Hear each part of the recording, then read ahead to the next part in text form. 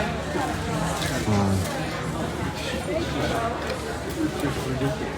you doing today, man? Pretty good. Can't talk to you normal with a business.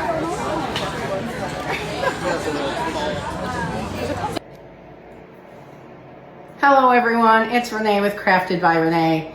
I have not really been posting this week because I actually went to I was a vendor at a craft market this week in the Dallas-Fort Worth area, and it was a long event, long weekend, and so I have been doing the cleanup since then.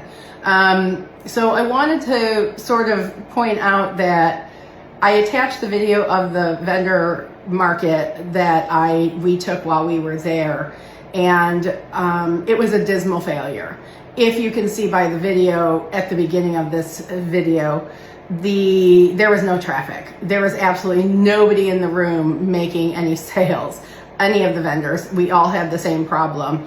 And so I thought I would give some tips and tricks. I actually got a lot of feedback from the vendors themselves at the craft market for my own booth. And we shared, it was a great connector. So although although it was a dismal failure as far as sales goes, it was an exceptionally great venue for networking and meeting other handcraft and vendors as well, and just getting to know people in my area and what they do. And so that part of it was fantastic. I can't say enough about those folks. They were extremely friendly, extremely helpful. And I think we gave each other a lot of good advice, and we had a lot of laughs over what turned out to be extremely dismal and kind of a waste of time.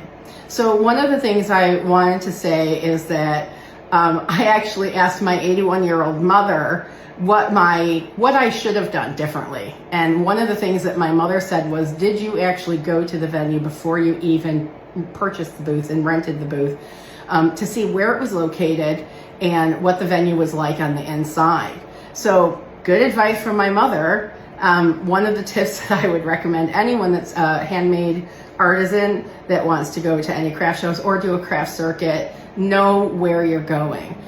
This particular venue was not on a main road. It was not far off a main road, but far enough off. It was in a business district and not really sort of in an area where I thought we were doing more of an expo type building, and that there would be a huge parking lot around it and there would be other things.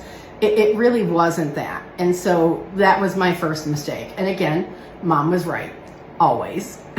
So check out your location. Location is everything to drive traffic to those events. Number two, I was told by family, friends, and others not to have marketing materials, that I wouldn't need it, as it was a smaller sort of vendor booth area. It was not a huge expo center or trade show. And so again, wrong advice. So again, know that you need to have whatever items you need to market yourself and get out there.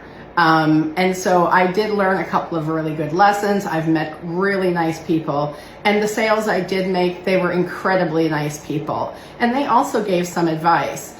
And so it was really, and they did it for everybody. There was very few people walking around, so most of the people stayed around and talked to the vendors for a long time because there was no traffic. And so they hung out and, really got to know our customers. And I appreciated all the feedback, not only from the vendors. Shout out to all the vendors I talked to at the Crafty Summer Market. Certainly, I would like to say, although it was a dismal failure in the sales department, it was extremely nice to meet all these really nice people. So thank you very much. craftedbyrenee.com. If you're interested in any of the products I make and you're interested in purchasing any, you can go to https://craftedbyrenee.com and purchase any of the items out on the website. If you are interested in one of the items that is on the website, but you'd like a different size or shape for the same carpet that is out there, please contact me and submit a form, and we can work together to get what you want in the color you'd like and the size and shape you'd like. So thank you again, everybody, for listening to my spiel. Have a great day. You all take care of yourselves.